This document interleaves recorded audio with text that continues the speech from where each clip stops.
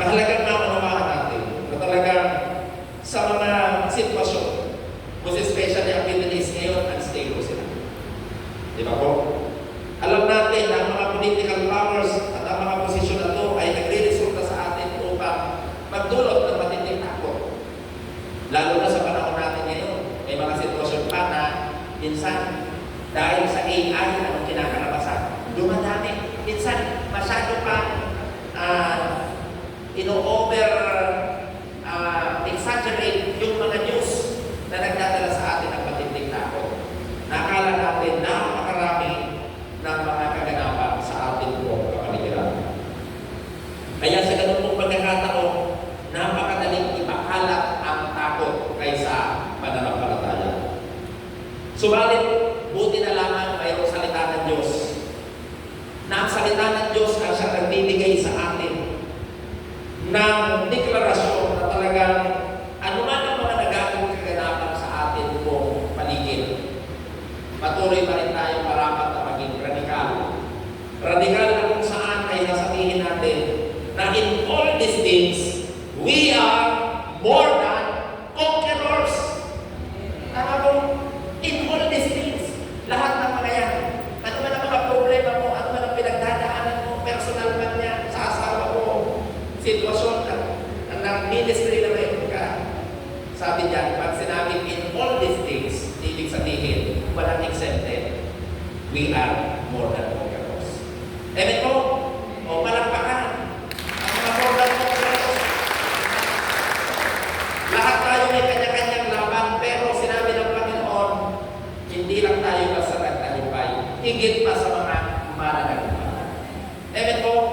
Ito dapat ang marapat na pagbawakan at panamalaman ng bawat isa sa atin bilang mga lingkod at kanyang mga anak. Sapagat ang nangako sa atin ay tapat, makapangyarihan sa lahat, at ilalagay tayo sa isang posisyon na ang identity natin ay kakaiba. At buhat sa identity ito na kanyang ipinagkakatiwala sa atin, masasabi na talagang after crisis, darating yung pagkakataon na ito ang nagdadala sa atin upang mas lalo tayo maging matibay at matatag. Ito ang nagpapakita sa atin ng kanyang kapangyarihan. Kung walang ganitong klase ng mga ulos at pagsubok na nararanasan natin sa ating paligid, hindi masasabing tayo na ay magtatagumpay. Ang isang tagumpay ay nakikita pagkatapos ng lahat ng mga unos na ating napagtagumpayan. Kaya hindi dapat natin katakutan ang anumang mga challenges sa buhay, maging sa ating paglilingkod. Sa kabila ng lahat ng mga rumors, diba, sa ating paligid, napakaingay, ang dami nagsasalita. Pero masigit na dapat na kapawakan natin. Walang iba kundi ang salita ng Diyos. Na mas kit tayo, mas aware tayo doon sa sinasabi ng salita ng Diyos. At yan din po ang patuloy na pinapakawakan ni Sige. At masaya tayo kapag lumadami ang ating mga intercessors, prayer warriors, na kung saan sa different wings ay talaga tinatayuan po natin. Sapagat ito ang siyang pundasyon at sandigan ng ating paglilingkod. Na kung saan darating pagkakataon na even though mayroong mga sitwasyon sa buhay natin na talagang ang ekonomiya natin, ang kapayapaan natin ay patuloy na talaga bumabagsak, unstable ang ating pamahalaan. Maraming kaguluhan nagkaganap, di ba po? Mga flood control na yun at maraming mag-iba. Sa sitwasyong ito, sinasabi pa rin ng Panginoon, but in all these things, we are more than conquerors. Tama po, ito ang dapat natin higit na pagkawalan. Because ang iglesia ng Panginoon ay hindi nakadesenyo para mag-retreat sa anumang klase na sa anumang klase ng krisis na pinagdadaanan natin. Ano po? But the church was designed to intercede, most especially in the middle of crisis. Because in crisis, in the center is no other than Christ is always there. Amen po? Sa krisis ng buhay, si Kristo ang siyang kailangan natin. At kung si Kristo ay nasa atin, ano mo na ba ang di natin kaya mapagtagumpay? Amen po? Kaya sa bagay na ito, at sa araw sa gabi mong ito, we must rediscover the significant role of an intercession inside our church. Tapos sa kong bigyan ng pansin. No? Kasi pag hindi ito mabigyan ng pansin, tatakbo na naman tayo sa isang panibagong taon. Kapag ang panalangin ay nawala, walang kapuluhan. Walang saysay ang anumang bagay na ginawa ng ating mga kamay. Kung si Lord naman ay wala at hindi siya ang pinagkukunan natin na lahat ng direksyon para sa ating po mga buhay. Kaya sa context na ito ng pagtatagumpay, dapat ito natin makita.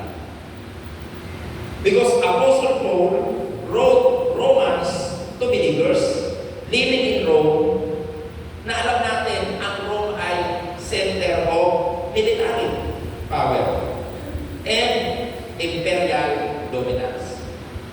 Noong kanyang panahon, ito ang pinakasentro. Kung baga saan na dyan, ito yung nasa White House, ika ka. During that time, no? Nasa time na ito, makikita natin dyan, the Rome celebrated conquest by sword. Kasi during that time, di ba, ang Roman Empire, sila ang pinakamakapangyarihan para sa panahon natin ngayon yan. Yan yung US, di ba? United States. Siya ang kumukontrol sa buong mundo. At sa ganung pagkakataon, ang kanilang kapangyarihan ay nakasalalay sa tabak, sandata, no, sa espada. Na kung saan, sa Rome, ginuglorify ang military triumph. Na kung saan, ang lahat ng nakatayo nandun sa Rome, parang tingin nila, nakasandal sila sa matibay na pader at bato. Pero pagdating kay Paul, kinontextualize niya. Kaya naisulat ang Romans chapter 8, din ako contextualize niya. Kung ganito ang panahon ng mga Romano, dapat sa kayo natin. Na ipinapakita niya, hindi sa kung ano ang military power, hindi sa ano ang triumph because of sword and politics, kundi walang iba sa ating Panginoong Diyos Ama. Amen po? Kaya dito pinapakita niya na talagang iniba niya ang pinag-usapan ng victory. Iba sa pananaw ng mga Romans. Pagkos pinakita niya rito na ang victory ay makukuha sa ating Panginoong Diyos Ama. Kaya kung titingnan natin, alam niyo po ba, bago ang Romans chapter 8, verse 37, ano yung mga nasunod na talata? O, siyempre, nandun. 36, 35, 34. Ano, tama? Di ba? Yung kabuuan ng chapter, kung titingnan natin, nung binasa ko ito, doon ko nakita yung iba't ibang mga award. Bakit nabanggit ito? Kaya sabi, no, in all these things, we are more than conquerors for those who love God. Di ba? Kaya sa ganung pagkakataon, anong mga nakita ko? Mula sa chapter 8, verse 1, sumunod na mga talata bago nakarating sa verse 37, nakita ko dyan yung word na tribulation. Pangalawa, distress. Pangatlo, persecution. Pang-apat, famine. Pang-lima, danger. Pang-pito, sword. Kung tingnan natin lahat ng yan, is talaga maganda ang akin. O, ba't din wala yung magkaksalita? Ano? In reality, ano? Maganda ang akin. Pangit. Pero kay Paul, yung kapangitan na yun ay nagresulta ng kagandahan. Nasabi niya sa lahat ng ito, ng mga tribulations, dangers, famines, in everything. Sabi niya, in all these things. Diba? No, in all these things, we are more than conquerors. Kaya may binabago ka sa sarili mo, sa buhay mo, sa ministeryo mo. Ikaw mismo, may binabago ka. Huwag ka magalala. No?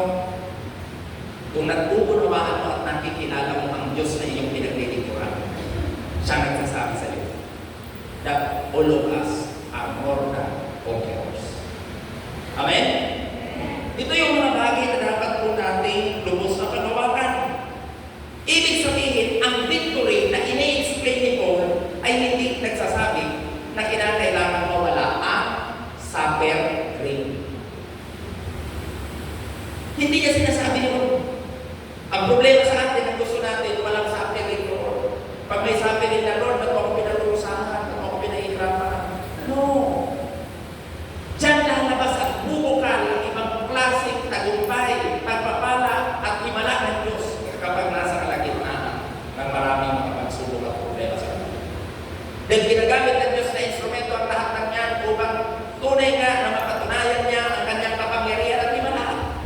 Tama po. Kaya kung walang mga paghihirap, walang himala. Tama po.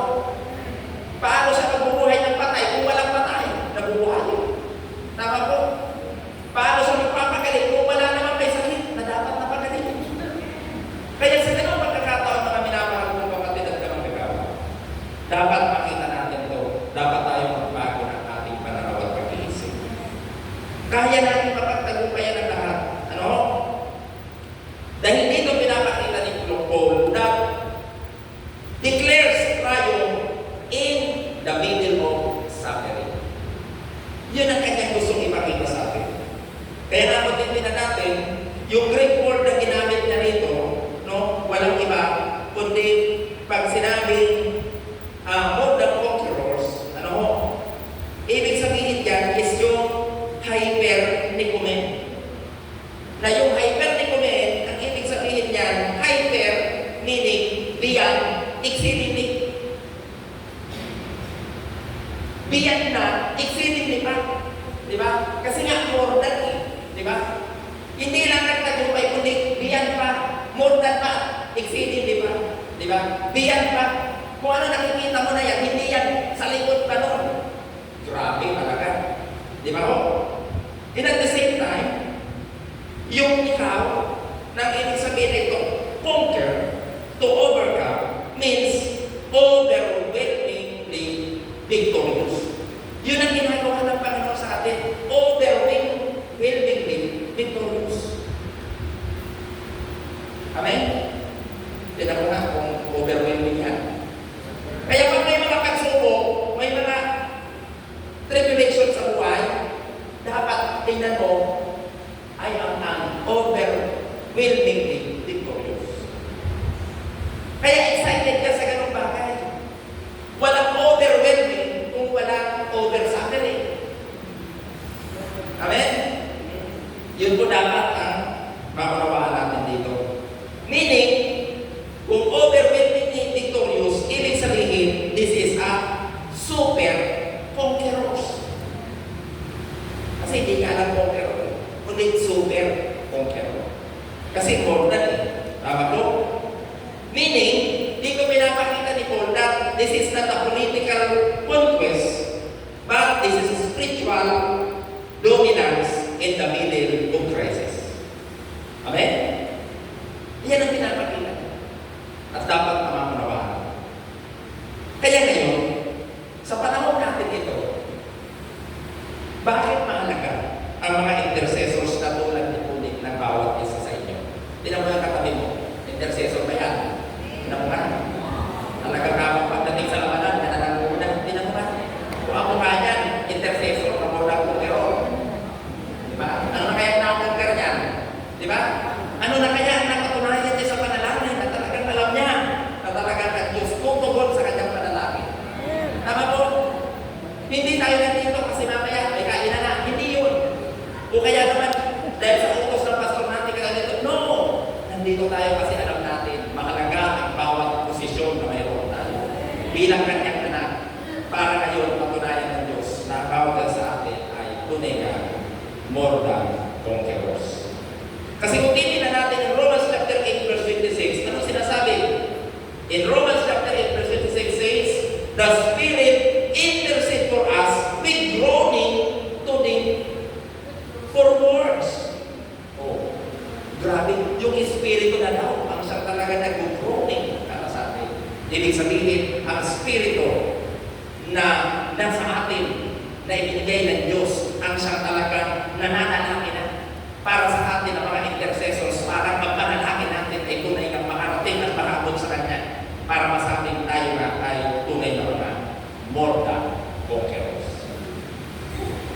Ibig sabihin, ang pananalangin ating gagawin ay hindi dahil sa kakayanan o kapangyarihan o anumang pagkakabait natin. Hindi ganoon.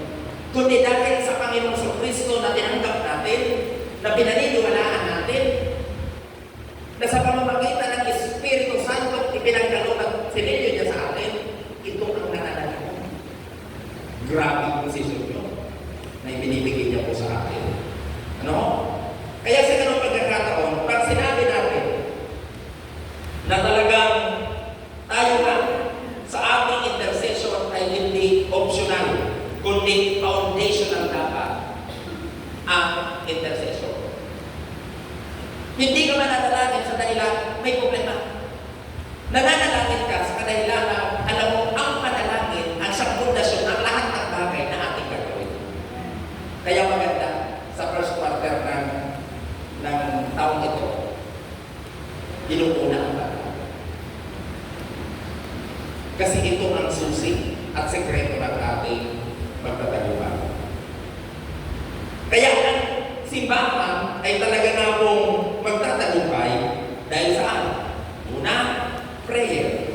Pangalawa, alignment with heaven. Pangatlo, participation in the Spirit's grouping. Pang-apat, intercessors are not spectators. Kasi minsan, may nagpipray nga, pero ikaw naman, may mangyayari na sa inyo dyan. Punta tayo ng punta doon, ano ba nangyari? Hindi tayo pwedeng spectators na. Kundi tayo mismo nakikisa sa panalangin na ating ginagawa. Dahil tayo naniniwala sa anumang ating idulog sa Diyos ng sama-sama, lalo na sa kabuuan ng kanyang katawan, makatitiyak tayo na ang Diyos ay tunay na tutugon. Amen? Yun po dapat ang ating paniniwala at pananampalataya. Ano? Sapagkat tayo po ay mga spiritual warriors. When headlines shall appear, intercessors release faith. When nations prepare weapons, intercessors prepare altars. Ganun po dapat. And when anxiety rises, intercessors lift holy hands. Diba? Mahalaga ito. At yun ang kahalagahan ng ating po ginagawa. Kaya pag sinabi natin more than conquerors, ano ang kinakailangan dapat natin dito? No? What it means to be a more than conqueror, most especially as an intercessor. Kasi one of the qualifications of a pastor is an intercessor. Dahil hindi tayo magtatagumpay na pastor kung ang intercession natin ay isinasabi. Kaya tayo nagtatagumpay sapagkat ang battle natin ay sinisimulan natin sa altar ng ating panalangin. Amen? Kaya, para mangyari ito, una, we conquer fear through faith.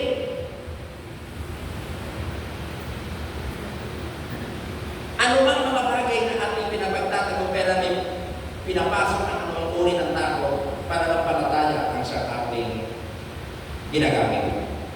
Even sa mga nagaganap sa ating paligid, sa ating lipunan, ayan na naman, sisimulan na. Darating na naman ang mga eleksyon kung ano-ano pang mga kalagayan sa ating buhayan. Pero kapag tayo ngayon pinananalangin at tinutulog natin ito, yung spiritual climate ng Panginoon in heaven ay talagang nabago. Hindi man natin nakikita, pero hilingin natin na magkaroon tayo ng spiritual eyes para makita ang mga bagay na ito. Ano? At bahagi tayo sa ginagawang iyon ng ating Panginoon. No? Even though mayroon mga global conflict na nagaganap, na nagpuproduce sa atin ng matinding takot. Pero alam niyo po ba, even sa Romans chapter 8, nagsasabi sa atin that nothing can separate us from God's love. Grabe! Ibig sabihin, sa kabila ng maraming mga pagsubok at problema iyon, hindi daw tayo kayang paghiwalayin sa pag-ibig ng Diyos. Amen. Ibig sabihin, hindi pwede ang anumang sitwasyon ng problema pinagdadaanan natin ang makakapagpigil at maahantang sa anumang bagay na ating ginagawa. Dahil ang pag-ibig ng Diyos ay sakana na nagre-resulta sa atin ng iba yung pabor upang pakinggan niya ang ating mga panalangin. Yun ay ang pag-ibig niya ang sa nag-uudyok sa Diyos para mangyari ito. That's why intercessor must refuse panic. A praying church is a stable church. Sabi mo nga, sabi mo, a praying church is a stable church. Gusto mo maging stable na simbahan nyo? Madalangin ka. No? Pero kapag si pastor lang nananalangin, pero ikaw mismo, hindi nananalangin, nako, malaking problema yan. No? Kaya napakahalaga, kung gusto natin maging stable ang ating mga simbahan, dapat patuloy na nananalangin. Kaya alam nyo, natutuwa ako, no? Wala man dito yung ilang leaders ko, natutuwa ako sa mga leaders ko. Kasi alam nyo ba, ang aming pananalangin, araw-araw.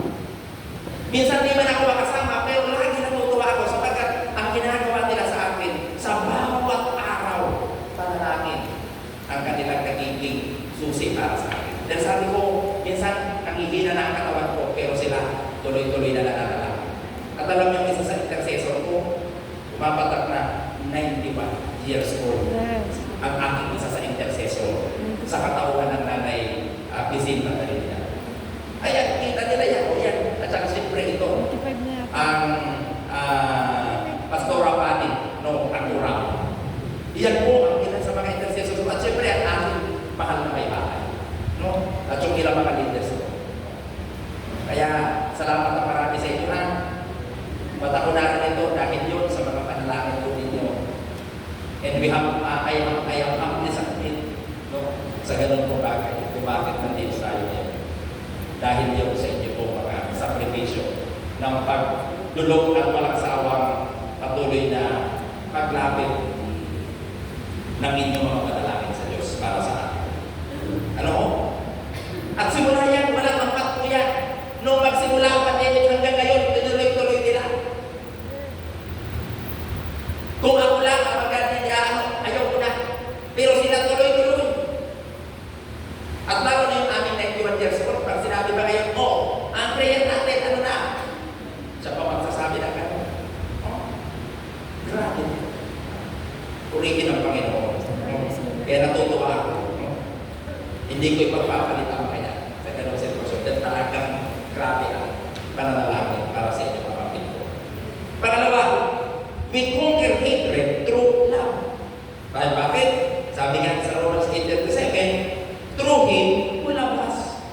Dahil sa Kanya, nagmamahal sa atin. Meaning, victory flows from love. We do not pray from anger. We do not intercede from nationalism.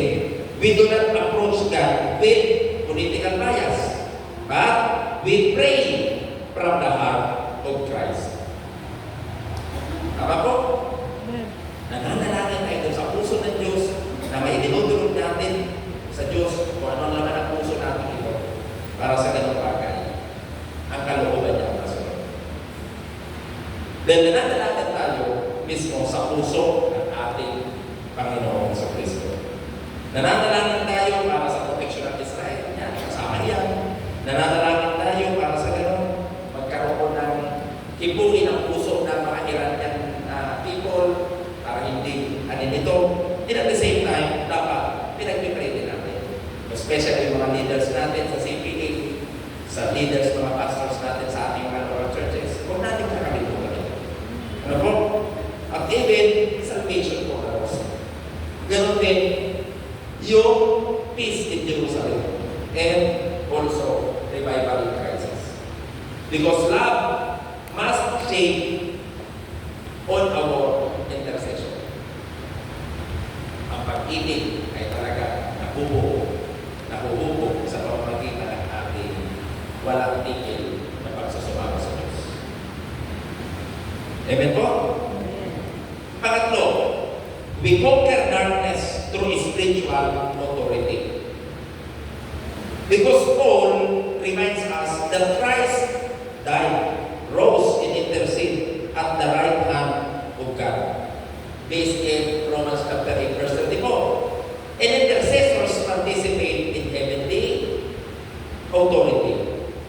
Kaya sa ganung bagay, dahil mayroon tayong authority, binabind natin ang takot. binabind natin ang anumang atake at gawa ng kaaway. Ano ho? Ano man ang kanyang mga weapon, no? Ano man ang kanyang deception, nire-rebuke natin ang lahat ng yun at hindi makakapangyari. Bagkus, dinideclare natin walang iba kundi yung truth. Nire-release natin walang iba kundi yung peace. At the same time, ang simbahan na ang pinaka-greatest weapon na ating ginagamit, ito'y walang iba kundi hindi political influence. Bagkus, ito'y spiritual alignment. At ang spiritual alignment ay magaganap sa pamamagitan ng ating walang sawa, walang patid, hindi napapago na pananalangin, araw-araw, gabi, umaga man, anong oras ka, tuloy-tuloy ang ating pananalangin. Amen po? Kaya ngayon, ano ba talaga ang role ng mga intercessor? Lalo na kung sa iba't ibang mga wing, especially yung mga wing na kung saan ay tila pa nanghihina yung ating prayer. Ito po ang paalala sa bawat isa sa atin. Ano? As a church, napakahalaga po ng role ng bawat isa sa atin. And also as an interceding church, napakahalaga. Una, dapat humantong sa pagkakataon ng bawat mga simbahan ni CPA dapat maging protective church na. No? Kaya tayo nananalangin sapagkat ang role ng intercession, protection ng kanyang simbahan. A protective church. Na kung saan ang panalangin ay nabubuo yung spiritual wall. Once na tayo nananalangin yung mga intercessors nagpipray, nagkakaroon niya ng spiritual wall. Kasi ang laging atake ng kaaway niya, walang iba ko niya mga miyembro, lalo na ang pastor. Kaya dapat ang prayer, intercession ay talaga hindi natitigil. Kaya nagtatagumpay ang pastor at ang kabuuan ng simbahan just because of the intercessors. Tandaan ko. Kaya nung ma-establish yun, ayun, sige na, tuloy. Kung ano man ang gagawin natin. Hindi tayo basta maaatake ng kaaway. And even ang ating mga pamilya, hindi basta-basta aatake nila. Kaya minsan naaatake ang ating pamilya just because wala spiritual wall na naglalagay sa pastor para maproteksyonan siya at ang kanyang buhay. At kung nagtatapat man tayo sa Diyos at tumantok sa kalagayan ngayon na tayo ngayon, may pumapasok na ganung bagay, iba naman yun. Ito naman minsan, ginagamit ng Diyos kasi meron siyang gustong gawing espesyal sa buhay. Tama po? Kaya kapag nangyari ang mga bagay dito, when intercession decreases, vulnerability increases. Gusto mong maging vulnerable ang simbahan mo? Gusto mong maging vulnerable ang pastor mo? Sige, i-decrease mo ang intercession at may increase ang vulnerability. Kaya sa ganun mga pagkakataon, even ang week, sa ganung bagay. Kaya minsan nalulungkot ako pag sinabi ngayon, ay, hindi ko tuloy yung prayer. Ay, kulang ko sa coordination, di namin na ipagpatuloy kasi sa ganun, wala akong daw dadalo. Hindi dapat. Ipagpaliban ang lahat, pero ang panalangin ay hindi. Sapagkat ang panalangin, kung naiintindihan natin at intercessor tayo, ang panalangin, ang siyang pinagbubukutan natin ng lakas. Buhay natin ito. At ito ang susi ng lahat. Bakit tayo pinapagtagumpay ng Diyos? Amen po? Pangalawa, napakahalaga. As an intercessor, ang role mo, walang iba kundi dapat ang simbahan natin ay maging isang prophetic church. Ito prophetic church because intercessor discern the times. They sense shifts before others see them. Kasi pag nag-pray ka, ang Diyos mag-usap, tama ba? Pwede ba na mag-pray ka, ikaw lang salita ng salita, sino hindi na kapag-usap sa iyo? Tama po? Nag-pray tayo, itingin natin, Lord, anong nais mo, kalooban mo, nagkasabi siya. Kaya ngayon, dinidivide niya, dinidiscern niya yung time mo. Ito anak, ito ang posibleng mangyari. Nalalaman na kagad natin kung ano mga possibility na posibleng sumira at maaaring kakaharapin natin. O kaya sa ganung mga bagay, hindi tayo naninibago at hindi tayo nagugulat sa kanyang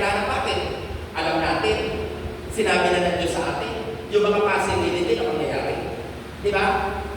Kapag naririnig natin yung time through our intercession and prayer, sa ganun pagkakataon, bago pa man umatake, alam na kaagad natin. Tama po? Kasi pinaprophesy ng our prayers na kung saan ano ang mga possibility na posible attacking gagawin sa atin ng kaaway. Tama po? At pangatlo, mahalaga. As an intercessor, dapat pag-pray natin na maging powerful church. Ang mga simbahan na kanabibilangan natin.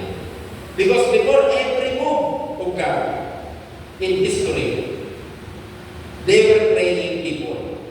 Di ba? Kung titignan mo, even the revival, yan, sa kanino marami sinasabi, bakit pagkaroon ng revival?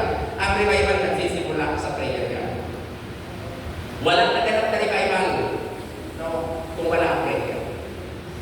Dahil ang prayer ang siyang pinagmumulan upang ang puso ng Diyos ay talagang maihayag sa lahat ng kanyang mga anak. Nabubuksan natin ang ating mga puso upang ang puso ng Diyos ang siyang yayakap sa atin upang masunod natin ang kanyang plano at gagawin. Ano? Kaya pag nangyari ang ganun mga pagkakataon, makikita natin, no? Kung gusto natin maipanganak ang revival, pray tayo kung sinasabi natin, revival. Ilan naman revival? Na-revive na ba? Pero kapag ang prayer kasi ay hindi na-establish sa ating mga simbahan, sa ganung pagkakataon, wala magaganap na revival. At tayo ang church, tama po? Tayo yun. Bilang mga mananampalataya, tayo ang simbahan. Kaya kung gusto natin na mangyari yun, kung gusto natin na mag-move ang Panginoon sa lahat ng aspeto sa buhay natin, dapat tayo mismo ang nagsisimula at nag-pray, Lord, gawin mo ako tunay na intercessor mo. Ano man ang mangyari, kahit wala na manalangin, ako mananalangin pa rin sa iyo. I-intercede ko ang aking bahayan, ang aking simbahan, ang aking pastor. And at the same time, pagkapat, we need to become a unified church. Kasi sa sino mang nagtatagumpay at sasama-sama natin, di ba? Ang tagumpay natin ay nasa pagkakaisa. This is the reason why mayroon tayo tinatawag na quarterly prayer meeting ni CPA. Kasi dapat na tayo pa nagsasama-sama. Alam nyo, ngayon pala, takot na takot na Diablo. Sabi niya, nagsama-sama na naman ito mga ito. Di ba?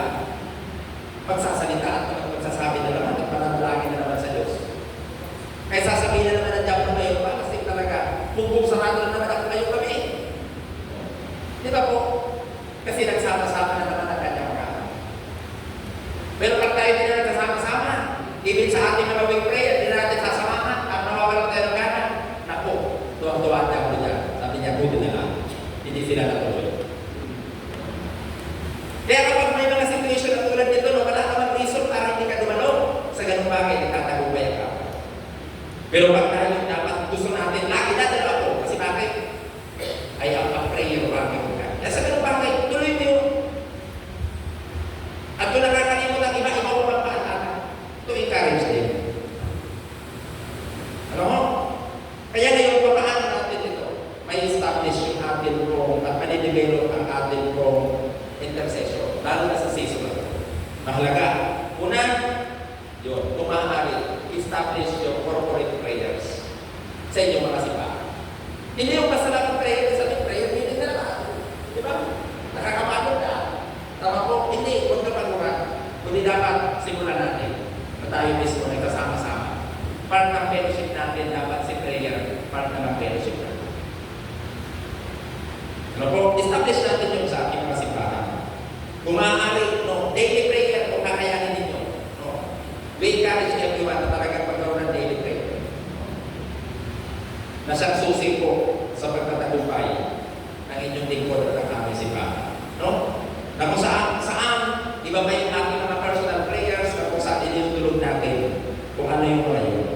Kung maaari magkaroon tayo ng mga prayer chains, gawin po natin. No? And at the same time, itrain natin yung ating mga intercessors. Kung paano pa talaga lalong nalalim at talaga pa, kumbaga, mas magiging passionate sila para sa prayer. Ano? Then yung spiritual authority ay nilalagay sa mga intercessors natin. Sila dapat ang unang bumabate at umaatak sa gawa ng templo. Ito man ay sa buhay natin, kaya ay sa kabuuan ng ating simbahan at ang kabuuan ng kanyang katawan dito sa lungsod ng Calamba. Dahil kapag natay natin sila, magkakaroon ng discernment. At lahat tayo mismo makikinig. Kasi alam natin, hindi ang tao nagsasalita, kundi ang Panginoon at ginagamit nila ng tao ngayon. Ano? Na kung saan igagawin tayo ng banal na Espiritu upang magawa natin ito. Sumunod, iangkong natin ang ating mga panalangin sa salita niya. Kung more than conquerors na tayo, pangatawad na natin yun. At sa mga bagay na ito is ang salita ng Diyos ang laging ibabalik natin sa Panginoon. Hindi po ba Panginoon sinabi mo? Dahil sa sinabi mo, alam namin, magtatayo at ang hawakan namin. Amen po? Kaya ngayong gabi, ito ang akin pong katawagan. Dahil alam natin, direct po sa yung time. Baka sabihin niyo, oh, isa, gabi na. No? Tama po, nakikita namin yung mga matay. Gabi na. No? Kasi mahaba pa. Pero sa ganun pong pagkakataon ito, kasi ang mundo natin, dapat na natin pong binabantayan. Kung ang simbahan natin nagpapanig, sa ganun pagkakataon, nawawala. Pero kapag may mga nagaganap na pagpanig, dapat ang tugon natin ay manalangin. Kapag sa ganun pagkakataon, pinupuno tayo ng maraming mga alalahanin sa buhay, dito pinapakita sa atin na mas kailangan natin na i-release yung declaration ng kalangitan that we are a more than conqueror. Because being more than conquerors, ang ibig sabihin ito, we are standing firm with nations safe. Hindi tayo basta-basta Pilipinas. Entrusting with systems tremble, loving with hatred spreads, and praying with others obey. Kaya dapat, hindi lang tayo magiging passive observers, kundi dapat tayo ay mayroong spiritual participation, involvement sa anong bagay na ginagawa na tulad po ito. Tama po?